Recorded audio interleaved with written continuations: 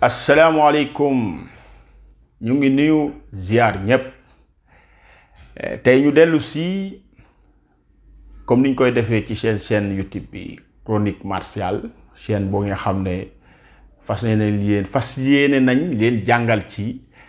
la théorie, l'histoire des arts martiaux, la philosophie des arts martiaux, mais aussi da ngeen ci am ay surprise parce que dina am ay techniques yu simple efficace yoo xam ne dinañ leen ko ci jàngal ak yu bëri. Donc ñoo ñëwaat tey présenter leen benn thème bu ñu bëgg ñu waxtaanee ko mu nekk actualité muy les agressions. ñëpp xam nañ ne agression ci dëkk bi fan yi dafa bëri léegi ñun duñu ay expert ci domaine boobu mais as tuuti am na lu ñu ci xam donc ñu ñëwoon pour laaye biir un peu population bi ñu mën a moytu loolu xam naka lañ ko mën a moytu. boo xoolee agression li koy indi duma ci dugg ñëpp xam nañ ne souvent dañuy naan waaw agression yi parce que ñun dëkk réew mi amul liggéey. D'accord réew mi liggéey bi moom jeunesse bi moom ñun ñi souvent mais daf ci am ñoo xam ne moom ci biir société bi dañoo nanguutal liggéey bëgg lu yomb parce que ki jël jaaseem di agressé mais am na moromam boo xam ne mu ngi gàddu muusam di jaay wala mu defi leneen waaw mais dafa nekk nit yoo xam ne dañoo bëgg lu yomb dans la société. ñooñu nag nga xam ne fas yéenewuñu ñàq pour daan seen doole ñoom ñooy def loolu rek. Donc de telle sorte que nag mënuñu ne non seulement c'est vrai dëkk bi amul liggéey mais nag je pense que solution beneen mënoon na am lu dul jël jaas yi di agressé di jaañ ay nit. du léegi ñun ñu ñëw waxtaan ci gis nañ ne aussi police gendarmerie état mu ngi ci def liggéeyam mais il faut ñu comprendre parce que man démb j'ai suivi benn vidéo benn waaye ne il faut que la police interdire moto yi ñaari nit di ci yéeg mais kooku dafa fàtte ne agresseurs yi bu ñuy agressé jamais ñu agressé fu policier nekk loolu du solution. Je pense que c'est pas une solution. Les agresseurs balaa ñuy agressé da leen leer nañ ne fii ñuy jëm seen bakkan du ci roj donc loolu il faut ñu bàyyi ci xel. Agresseur du très rarement nga fekk ñuy agressé fu policier ne homme de tenue nekk donc yow boo interdire ñin yi mais les motos am na moto yoo xam ne c'est fait pour 2 personnes léegi ki ànd ak ja soxnaam war a yéeg ci moto wala ànd ak doomam nga bokk interdire mu yéeg ñoom ñaar ci moto. Moi je suis pas du tout de cet avis parce que voilà loolu sax bu ñu ko defee du tere les agressions dañuy continuer parce que ñoom dañoo xam kañ lañ koy def ak fan lañ koy defee ils ont leur technique. si borom moto yi sonal lañ leen ci trop nag. sàcc moto yi affaire yooyu yëpp je pense que c'est pas une solution dañuy sonal finalement borom moto yi. C'est vrai que moto yi il faut ñu am papier il faut ñu am këyit mais je vous dis les agresseurs là buñ koy def ñoo gën a xam fan lañ koy defee. Est-ce que y a des hommes de tenue est-ce que xam nañ ko ils le savent très bien. xam nga nit ki nga xam ne yow da lay bàyyi xel te yow bàyyi woo ko xel neexut a contrôler. Parce que ñoom ñoo ñuy bàyyi xel parce que ils nous étudient ñoom dañuy xool fan la nit ki toll fan lay jaar lan moo xam alors que ñun da ngay gën yow doo leen sooraale. Maintenant du ñun tey loolu moo ñu indi ñu waxtaanee ci benn programme boo xam ne ñun dañ koy jàngale dans le système ñu koy wooyee la protection personnelle. bu ñu nee protection personnelle du protection rapprochée. Protection personnelle benn branche la boo xam ne dafa nekk actualité maintenant surtout en Europe aux États-Unis. C'est la prévention. moo nit ki naka nga mën a moytoo pour exposer sa bopp ba nga xam ne di nga nekk une proie facile pour agresseurs yi. léegi étude dafa am étude yoo xam ne ça a été fait dans une université je pense américaine. ñoom dañ ne bu ñu defee des enquêtes dañ ne les criminels bu ñu leen enquêté dañ ne finalement ils ont compris que ku ñu agressé à 70% wala pour ne pas dire 90% li tax ñu agressé la yow yaa ko def yow mi ñu agressé bu ñu la agressé rek yow yaa attiré agresseur yi vers toi. Pourquoi ñu wax ko boo xoolee temps yële ñu ngi naan corniche bi dafa lëndëm amut lampe ñu ngi fay agressé di ki oto yi affaire yooyu Mais je me suis dit que dans la protection répression qui est la prévention nit ki booy génn am na foo jëm déjà yow balaa ngay génn si war nga xam si tu as avec toi des objets de valeur bu fekkee da nga yor lu am valeur bu dee jigéen nga takku or takk chaîne or ay lamu or ay lan yoo xam ne dafa am valeur par rapport à loolu nga yor war nga xam naka nga war a génnee sa kër fan nga war a jaar kañ nga war a génn sa kër bokkut ak ki nga xam ne nag moom dafa solu simplement rek mënu leen bokk du ñenn ñi dañuy ut ay garde-corps loolu baax na ci si vous êtes une personnalité am ay kii il faut chercher de la protection rapprochée voilà parce que je pense que jël ay garde-corps fay leen xaalis bu ko jaar moo gën nga génn fii ñu jël sa bakkan fuuf sax donc déjà il faut se rapprocher des éléments de sécurité pour ñi nga xam ne dañuy génn ci yenn milieux yi foo xam ne c'est risqué surtout nga nekk autorité wala nga yor loo xam ne dafa am valeur parce que Sénégal da ngay gis ñoo xam ne dañuy yor xaalis jóge banque mais ils cherchent même pas la protection ça c'est risqué donc loolu ki nga xam ne jóge nga banque gàddu sa mbuusu xaalis wala sa saaku xaalis bu ñu la agressé yow yaa ko def sa bopp parce que mënoon nga ut protection ñoo xam ne loolu mooy seen métier ñu escorter la ba nga egg fa nga jëm parce que agresseur bu ñoo xamee ne yoroo duñ la topp bu leen leeree ne yow yoroo xaalis yoroo lu am valeur il faut non parce que ñoom soxlawuñu sa bakkan li nga yor lañ soxla ils n'ont pas besoin de te tuer les agresseurs boo xoolee noonu ils n'ont pas besoin de tuer ils ont besoin juste li nga yor donc d'où l'importance ñi bàyyi xel côté boobu léegi nag bu fekkee ne yow mënoo am embauché jël ay nit yoo xam ne mën nañ la kii booy génn xam nooy génnee jigéen nga mais utal koo àndal soit accompagné sa càmmiñ wala nga xool groupe boo àndal ñoo xam ne di ngeen au moins parce que ñoom am na ñoo xam ne bu ngeen àndeek yenn groupe yi rek dañuy xaw a méfier wu donc loolu da ciy baax corniche bi guddi jot amutu lumière yow dong nga yéeg sa oto di daw ci corniche bu lëndëm bii loolu la fa dal yaa ko def sa bopp mieux vaut nga dugg biir circulation bi def fa 2 heures de temps que nga jaar ci corniche bi fii sa oto panne nga wàcc fa gars yi fekk la fa liquider la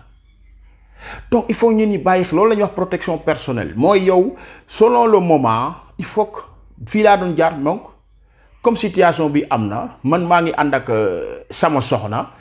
donc je pense que bàyyi mieux vaut naa jaar biir Dakar que ma jaar corniche parce que maa ngi sóoraale ne bu ma jaaree corniche mën naa fa paan te bu ma fa paanee ci biir àll bi déjà doo signaler kenn le plus souvent ba gars yi arrêté parce que dañu naan boo demee ñoom say agresseur lañ donc risque yooyu il faut ñun ñi bañ ko jël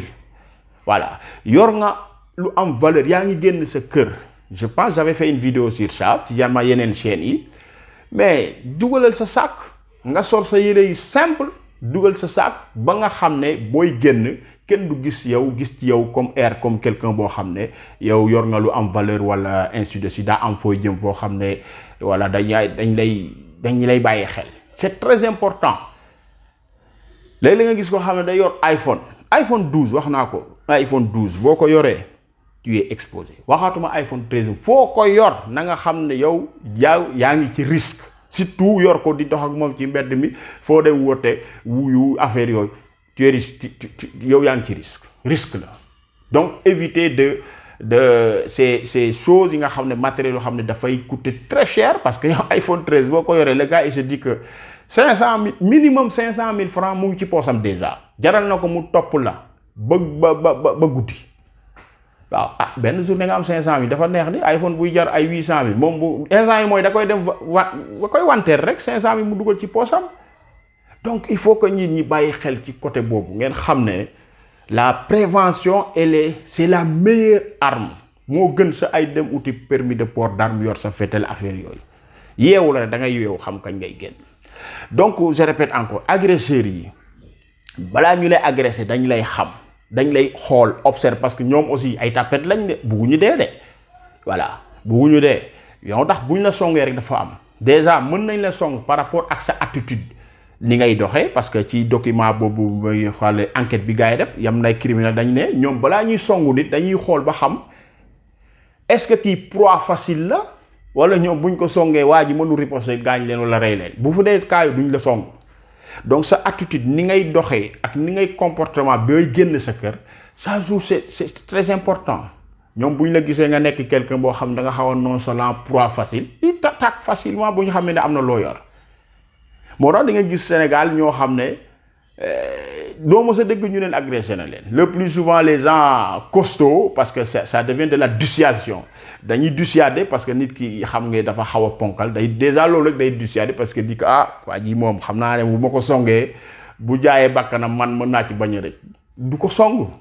Voilà mais am na noo xam ne noonu ngay comporté woo rek gars yi bu ñu la gisee da ciy bokk donc attitude comportement loolu da ciy joué beneen bi mooy heure yi ngay génn fi ngay jaar ak voilà yooyu daf ciy joué. Voilà bu fekkee ne yaa ngi génn sa kër ci yenn heure yoo xam ne te moo ñëw mën foofu rek heure yooyu rek nga mën a génn te c'est risqué waxal sa njaboot wala sa famille ne maa ngi dem kër diw laa jëm wala maa ngi dem place tel. bu jaar fenn nag dalee leen leer na yow diw de heure bi waroon na fekk mu egg mais ba léegi wootewut nañ ko woo ñu woo la ba xam na egg nga wala eggut buñ la wooyee jotuñu la vous insistez jotuñu la mais nañ jël auto topp ba xool on sait jamais yooyu yëpp wala yow ki ngay seeti nga ne ko maa ngi ci yoon di ñëw bañ a def fu Sénégalais maa ngi ñëw fu ne nga jàdd fa voilà demal directement mooy permettre en un temps bien déterminé war nañ xam ne yow waroon nga egsi lu tax egsi yoo y a quelque chose. bu ñuy taal seen oto dem fekki la wala ñu xool bu ñu la kii police ñu dem parce que mën nañ la woo fekk agressé nañ la ci yoon bi nangu sa téléphone donc yooyu yëpp pour en cas d'intervention da ciy baax donc daal ñi nañ éviter loolu boo yoree lu am valeur dugalal sa sac ba egg fi nga jëm yaa ngi dem banque waxoon naa ko fi day gis koo xam day teg ci oto naan allo suñu mbokk pël yi allo waaw maa ngi nii damay dem bisis bu ma jógee bi damay dem yow li ngay wax yow xamoo kan moo toog sa wet donc mën na la topp voilà nga dem dugg jël ticket mu jël ticket voilà ba xaar yow ba nga dugg moom mu signalé parce que ñun souvent ils sont pas seuls voilà loolu aussi ñu bàyyi ci xel bu baax mën a dans la discrétion dafa sobre être sobre dafay baax ba na fës tout le temps moo tax ñi ma gis souvent dans les télés génne sa chaîne or affaire yooyu vous êtes exposé des gens comme ça moom bu yóbboo fooy dem ngay ànd ak garde corps fooy dem parce que yow déjà mënoo jël sa valeur des centaines de millions nga exposé ko ci réseaux sociaux yi xamal ne gars yi nga xam ko ñàkk ko xam am na ñu lay fexeel parce que leer nañ ko saa bu ñu amee contact ak yow rek dañuy riche parce que am na ñoom loolu rek mooy seen métier amuñu beneen métier lu dul loolu donc faites attention aussi seeni objet de valeur yi li am valeur ngeen koy exposer ci réseaux sociaux yooyu il faut éviter ça wala nga génn ci mbedd mi di koy wone il faut éviter ça donc la prévention da ciy baax booy génn sa kër heure bi nga war a génn fan nga war a jaar bul jaar bu dee guddi la bul jaar foo xam ne dafa lëndëm jaaral fu am nit ak am lumière voilà buñ la songee première chose bi nga war a def da ngay yuuxu pour attirer l'attention des gens qui sont autour maintenant léegi dangereux mooy Sénégal léegi nag man gis naa benn agression boo xam ne waa ji dañ ko dàqee moto bi ba nangu ko ci buntu kër mais c'est extrêmement grave qu'on se dise la vérité dem leen jàngi arts martiaux dem leen ci salle d'arts martiaux yi ngeen inscrire boo discipline bu ngeen mën a def ngeen jàng parce que affaire yi dafa yomb trop te xam naa ne loolu dafa naqari quoi nga ànd ak sa njaboot ñu fekk la sa kër toroxal la wala devant tout le monde ñu toroxal la mais c'est honte c'est vraiment moi je pense que il faut aller apprendre les arts martiaux dem leen parce que les arts martiaux waxuma leen looy parce que am na loo xam ne fit ku jàngul arts martiaux sax bu amee fit da ciy génn am na ñoo xam ne defuñu arts martiaux songu leen ak jaasi ba xool doo ko def mais lu tax maa ne dem leen jàngi arts parce que arts martiaux da lay jox fit boo ko pratiquer da ngay am fit après mu yokk technique yi donc allez-y vous inscrire dans les clubs ngeen bàyyi toujours fitness c'est bon mais les arts martiaux lépp loo am ci fitness da la koy jox mooy defar sa yaram mais day defar sa xol defar sa xel. Donc je n'ai rien contre le fitness voilà mais mënoo aussi voilà parce que jamono ji ñu nekk moo ko laaj ku nekk war nga boo amul sa arme permis de port d'arme mais war nga am technique yoo xam ne au moins en cas d'attaque d'agression nga bañ a yaafus ça am na loo xam ne c'est le minimum quand même dafay yomb ko man d'accord naa nit ki bett la fekk bett la jam la wala gor la dóor la brique wala ñu nekk mbooloo waaye kenn nit ñaari nit yor seeni kenn ki yor jaas yi kenn ñemu mais c'est grave c'est grave voilà beneen bi may wax aussi mooy ñun ñuy pratiquer arts martiaux loolu foofu la suñ problème am parce que situation yi saa yi bu amee yow mi jàng arts martiaux gaa yow la ñuy woo de donc ñun ñi jàng aussi il faut que ñu góorgóorlu jàng les vrais arts martiaux mooy yi nga xam ne ça va te permettre dans des situations difficiles de survivre foofu aussi dama koy signaler parce que am na jàngale boo xam ne vraiment ça répond pas à la réalité ça n'a rien à voir donc nañ bañ a yem ci côté sport uniquement mais on va à la source à la pratique traditionnelle à la pratique pure de l'art martial bi nga xam ne da lay tàggat nga am fit da lay tàggat nga mën a survivre dans des situations extrêmes donc c'est important loolu ci solution yi la bokk dem nañ jàngi arts martiaux voilà à part li ma leen wax sànq booy génn sa kër heure bi nga war a jaar heure bi nga war a dox ak fan nga war a jaar loolu ci la bokk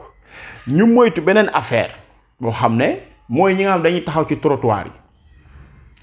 moto yi sàcc ñëpp di agressé ci trottoir yi le plus souvent comme li waa ji wax ñaari nit la ñuy nekk kii dawal ak kii agressé ki yor jaasi paaka bi ci gannaaw wala ki këf téléphone ci gannaaw lay toog maintenant éviter leen toujours taxaw di xaar ci stop auto guddi foo xam ne amul mbooloo wala dafa lëndëm éviter ça mais positionnez-vous toujours ci arrêt boo xam ne am na lumière wala ay nit taxaw nañ fa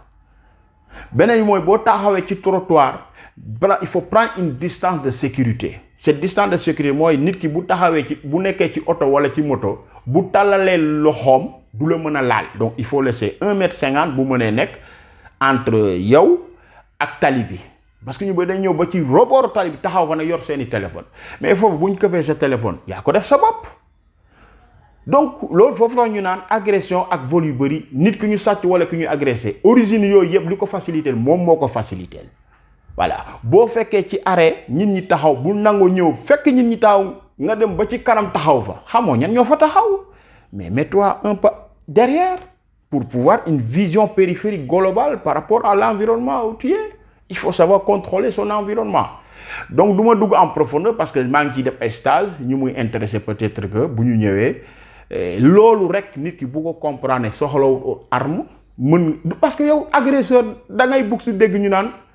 agression pourtant romb naa fa c'est ça la prévention c'est ça la protection personnelle donc pour tey ñin ñi nañ moytu xam ne mënoon nañ ko gën a développer parce que xam naa dinaa ci def am nañ ci benn rubrique spéciale boo xam ne dinañ ci wax c'est en matière tout ce qui est en rapport les agressions comment éviter les agressions tout ça am nañ ci programme spécifique boo xam ne dinañ ci taxaw jàngal nit ñi moo tax ma ne chaîne bi am na solo boo xam ne dans le futur mën na leen dimbale ci lu bari te ñun loolu ñoo ñu tax a jóg donc asalaamaaleykum wa rahmatullah le temps ne permet pas wax yëpp ñu ngi nuyu ñëpp di ziar ñëpp à très bientôt merci